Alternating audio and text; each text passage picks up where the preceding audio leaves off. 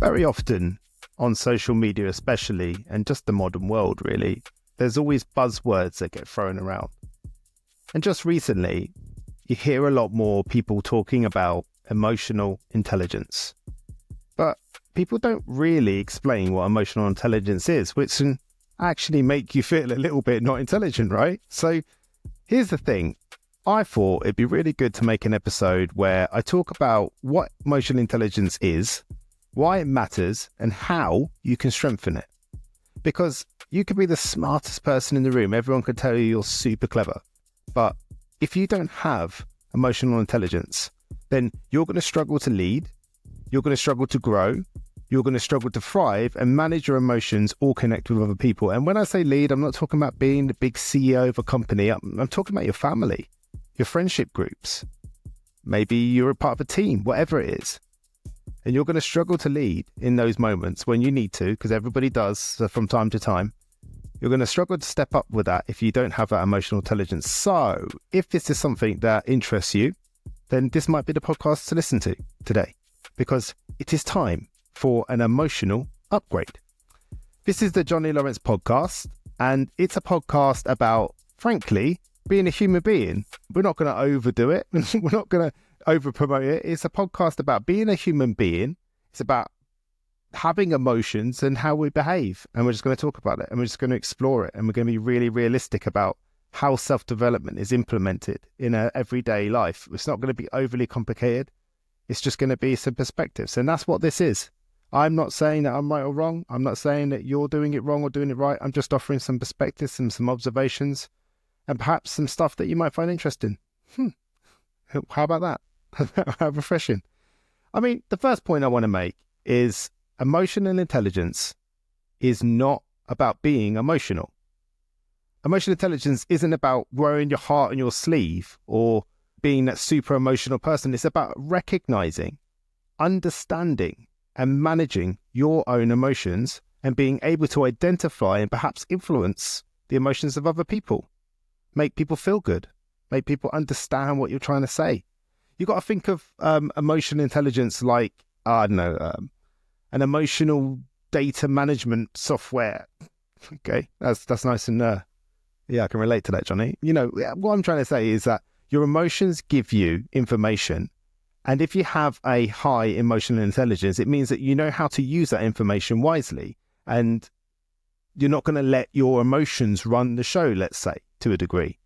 Even if you're in a big group of people, I mean, actually thinking about it, have you ever been in a big group of people and emotions and tensions are getting super high, but there's someone there that just stays calm and just guides everyone back to the focus of the conversation? And that is emotional intelligence. So it's really important that you understand it's not about being hugely emotional and being able to always talk about your feelings all the time, because there's going to be some blokes listening and they're going to be like, oh, man, I'm just not about talking about my feelings. I just don't want to do that. It's not about that. It's about being able to recognize how you feel. Name your emotion. What's going on here for me? You know, it's very often, especially with blokes, we get angry. Angry is our emotion.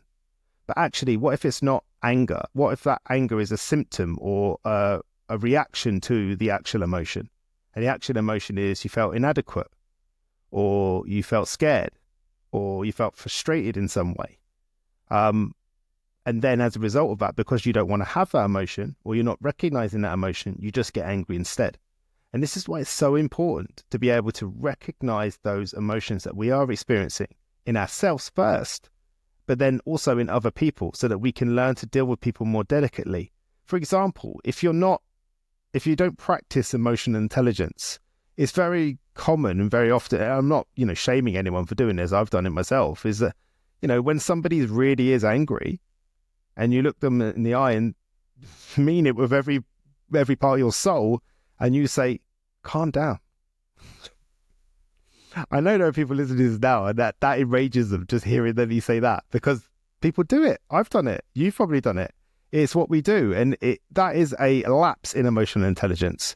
Better question to ask perhaps is like, not even are you all right? Because they're clearly not. It's like, what's going on? What's made you angry? It's a good question. Not why are you angry, because why all lead to blame, as I said before, because so-and-so's this and so-and-so's that and so-and-so's done this and they should have done that, blah, blah, blah, and all this. But say, hey, what's made you angry? See, what, as I've explained before, is a more exploratory word. It's going to help you explore the situation, which is going to help you come to some conclusions. And quite often with emotions, there's nothing to do but have the emotion to let it run its course. I've said to you before, perhaps on this podcast, I cannot remember, but I love the Latin for emotions. The translation of it is energy and motion. And what that suggests to me is that our emotions are supposed to flow. They're supposed to continue to move through us. We're not supposed to be one emotion all the time. We're not supposed to be happy all the time or sad all the time or angry all the time. And those emotions are supposed to flow through us. And quite often, if we don't validate and recognize the emotions, we can't let them in, which means they can't go out, which means sometimes they just stay stagnant or they stay neglected. And emotions don't go anywhere unless they're unless they're processed.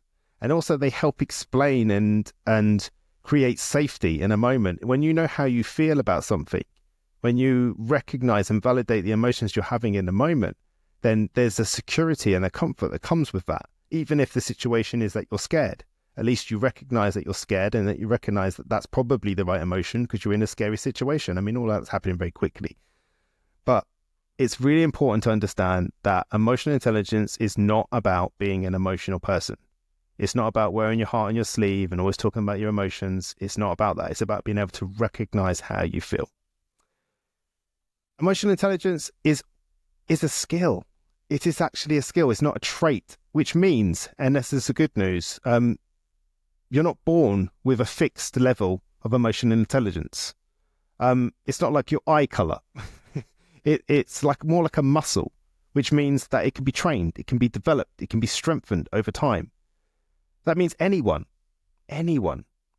yep, you, yep, me, anyone can get better at understanding and managing their emotions with the right practice and awareness.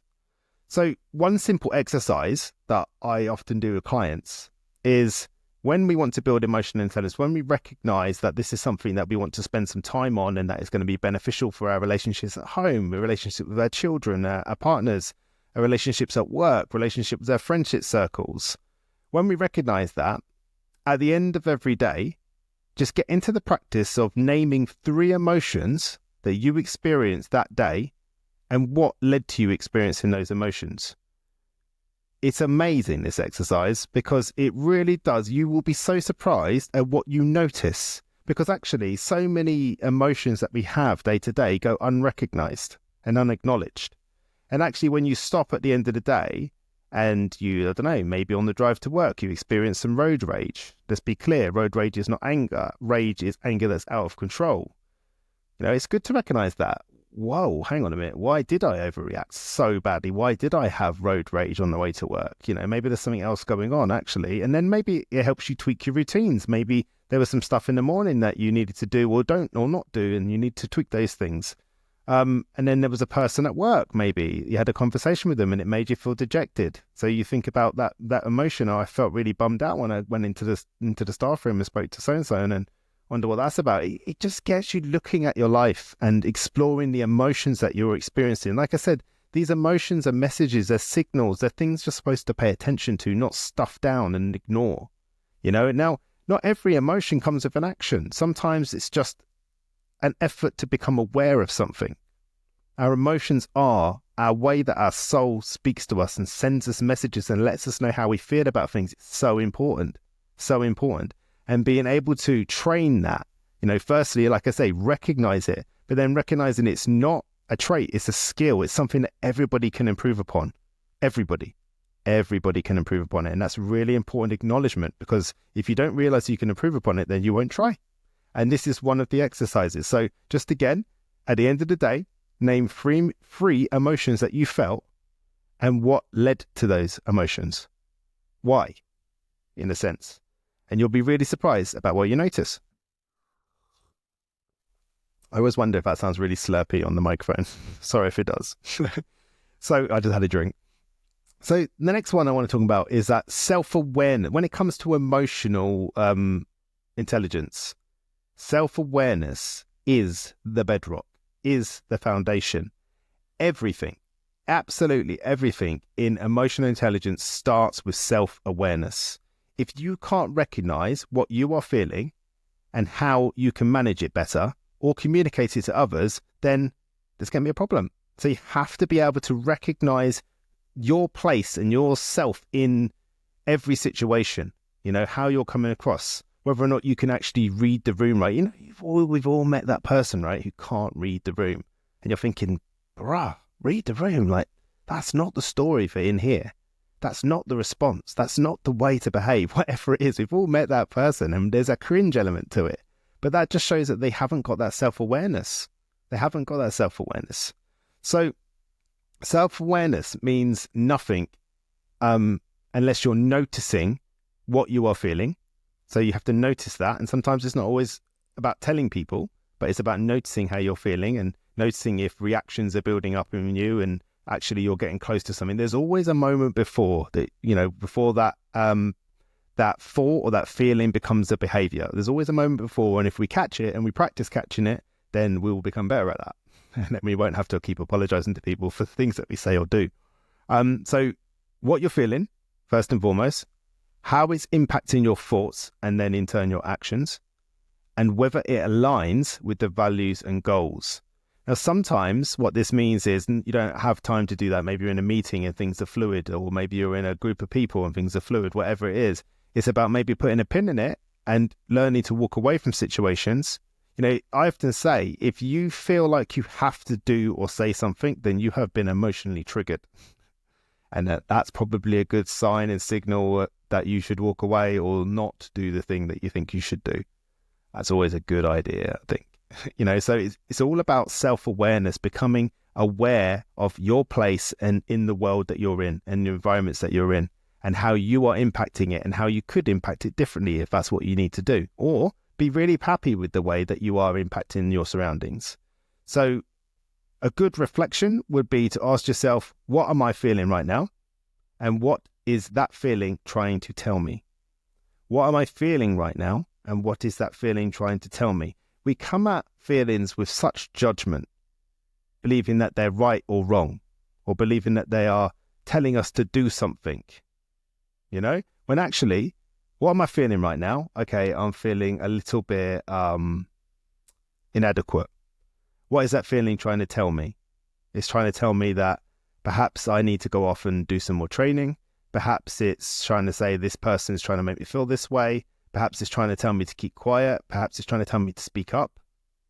What is it trying to tell me? What's the action here? And sometimes when you don't do an action or you choose not to act, that is a choice. That is what you're doing. You're making that choice to do that. It's deliberate. It's not something that's just happening, which therefore you're not having then a trauma response that then becomes an action that you regret later. Emotional intelligence impacts every relationship you have. This is really important to acknowledge. It does impact every relationship you have. This is relationships at work. This is relationships at home. This is relationships with your friends. This is a relationship that you have with yourself, your reputation with yourself. Because this is the thing, your reputation starts with you. If you're the type of person that says you're going to do stuff and then you don't do it, then think about how you would feel when friends or family members say to you, hey, I'm going to do this thing for you. Yep, I'll definitely be there. I'll see you at 9 o'clock on Saturday morning. Then they don't show up. How does that make you feel? How does it make you feel about them? So it's a good thing to really work on the emotional intelligence impact every relationship you have. So that's the relationships at work, at home, with friends, but most importantly with yourself. The relationship you build with yourself sort of amplifies outwards. And it teaches people how you are and who you are. Because this is the thing, if you don't decide who you are, other people will do that for you. And you might not like what they decide. That's not good, is it? So people with a higher emotional intelligence, now it's not a competition, but it's just to sort of figure out where you are in the scheme of things perhaps, they are better at handling conflict. So when things go wrong at work or things go wrong at home, who's the peacemaker? Who's the one that's able to stay calm and to get everybody to calm down and to get everyone to start listening to each other and communicating with each other, or getting people to walk away? Who is the person that comes in and handles that conflict? Who is it? Is it you? Are you the person that always speaks up? Not telling people to shut up and go away. Is the people to go, hang on. Let's try and be calm now. Let's try and understand what's going on. Maybe if you just sit for a second and just listen and, whatever it is that's going on, they're trying to help. They're more empathetic people. So not only are they good at handling conflict, they're more empathetic. And what does empathy mean? Empathy means that you're really trying to understand what the other person is going through. You're really trying to understand and be there for that person. It's that compassion. It's about not just making yourself the center of the universe. It's about understanding that we cohabitate and that we have other people around us, and that perhaps it's worth considering what's going on with them. Because I can tell you there's a magic power in, and especially with your relationship with your partner, perhaps, there is an absolute gift and a magic power in truly trying to understand what that person is going through, how difficult it must have been to make the decisions that they've made, and how it must be and how it must feel to be them.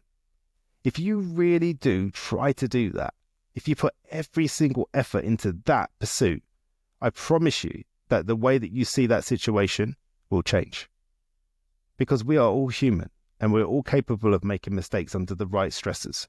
So really trying to understand what somebody is going through and why they made the decisions that they made is a really helpful way to look at things, and it shows a high level of emotional intelligence. Another thing that people with good emotional intelligence have is good communication skills. They're really good at communicating. They have ways of saying things and putting things across that are helpful and that are productive and that are kind and that are nurturing and that are working towards not being right, but solving the problem. See, people with high emotional intelligence, it's not necessarily their main factor is not about being right or proving anyone else wrong. It's about trying to resolve the conflict, trying to resolve the problem, trying to move towards a conclusion that is best for everybody, And also, they often make better leaders. And again, like I said, people might go, hey, but I'm not a leader. I don't have a company. I'm not a CEO or anything like that. And I don't want to be. And that's cool. And you don't have to be. But being a leader is about more than that. If you're a parent, you're a leader. If you have organized a group gathering, then you're taking lead.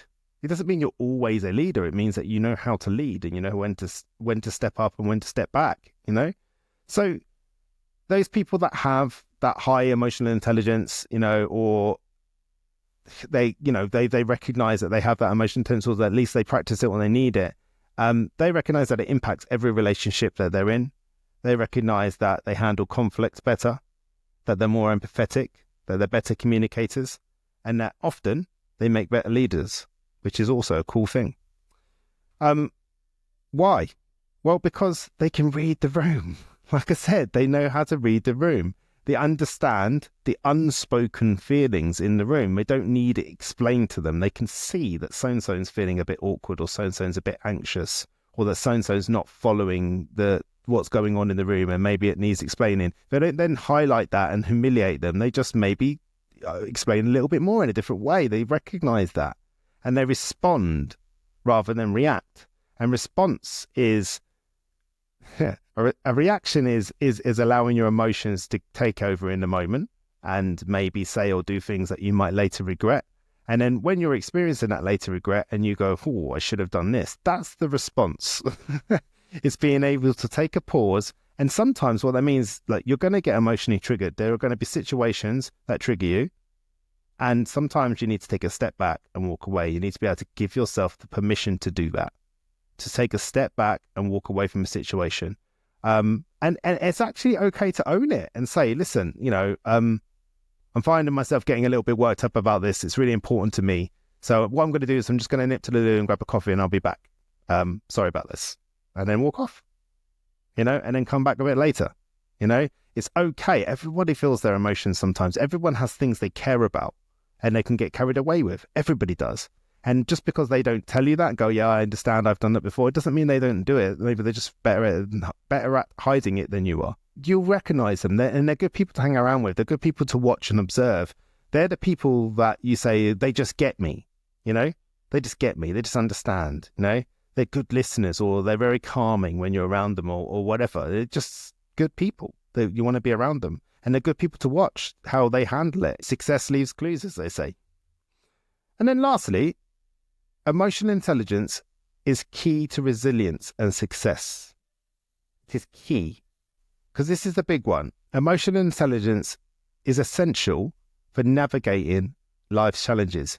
You need it, because we don't do life on our own. Even when we get in our car and we go to the supermarket, we interact with people, and life is always going to throw curveballs at us. And people with really good emotional intelligence are able to bounce back faster from everyday situations, because this is it. When we go to the gym, we break down the muscles so we can rebuild them stronger. And that's how we build resilience too. We go out in the world and we experience things that are less than ideal, that aren't really that pleasant. And then we build a tolerance to that by becoming resilient. And every time we do that, we're moving another step closer to the successes in life. And again, I'm not talking about pressurized successes like being a millionaire or having a successful business. I'm just talking about being a human, getting to the end of your life and saying, I've had a good life. I've met some great people. I've been to some cool places. I've done some cool things, whatever they are. Because these people that become resilient, these people that gain successes, they process their emotions in healthy ways. They're able to process their emotions in healthy ways, which means they recognize the emotion, they allow the emotion, they validate the emotion, they have the emotion. And if it's anger, they have the emotion a bit later on the punch bag, perhaps, rather than in front of others or to others, whichever way you want to look at it. They avoid getting stuck in these negative feedback loops where they allow the situation that wasn't so great to dictate who they are and how they are and what they should do next. And then they get stuck in that and they create meaning about that. And then they create a long-term narrative about what that means about them and their surroundings. They avoid that. They catch it. Mainly because they recognize the emotions that they're experiencing in the moment. And they don't allow them emotions to become anything else other than what they are. And sometimes we don't want to admit to those emotions. Sometimes we don't want those emotions. That doesn't mean that you're not experiencing them. And they stay connected to their purpose and goals even under pressure because they're connected to their values, their value-driven purpose in life. They're connected to who they are, they know who they are, and they're willing to defend who they are in every situation. That's emotional intelligence, and that's why it's the key to resilience and success. So as a recap, it's not about being emotional. It's about understanding our emotions, being able to recognize our emotions and know what they are. It's a skill that you can develop. It's not a fixed trait. So anyone can do it. Anyone can improve it. Anyone can have high emotional intelligence if they want it, if they want to work on it. Self-awareness is the foundation, is the bedrock of any good emotional and intelligent person. Emotional intelligence impacts every relationship we have. It's very important to be aware of that. Every relationship we have, our partners, our kids, our work colleagues, our friends, our other wider family members, every single one, being able to understand those people and be empathetic to them. And then lastly, it's crucial, absolutely crucial for resilience and success. And again, I'm not defining what success is. You define what success is, whatever that is. So if you want to grow your emotional intelligence, I think it's probably a good idea to start small and to not put too much pressure on yourself and to ask too much of yourself. So here are 3 things that you can do. First thing is notice your emotions. So just practice that. Just practice observation, noticing how you are feeling day to day. Like I said, writing down those 3 emotions and what led to them. Name them. Name the emotions.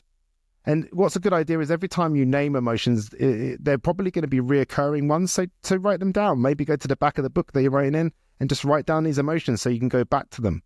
And then your emotional vocabulary will expand as you start to gain more emotions and understand your own emotions and using the words that you would rather use rather than somebody else. And then ask yourself this question. What's the most effective way to respond right now? What's the most effective way to respond right now? And remember that a response can be to walk away, to say nothing, to choose to do nothing. That is a choice. It's a choice. I hope this episode has been helpful and I hope that you've enjoyed it. Thank you for listening, as always. If you want to follow me on social media, I can be found at The Self-Development Coach, and the podcast can be followed at the Johnny Lawrence Podcast. And that's on Instagram. As I always say, I'm trying to get out there, trying to do more speaking work, trying to help as many people as I can with their self-development and their emotional regulation and their emotional intelligence and their emotional vocabulary and translation. So if that's something that interests you want to bring me into your workspace, into an event you're organizing, to do some training with people, then go and check out the website, johnlawrence.co.uk.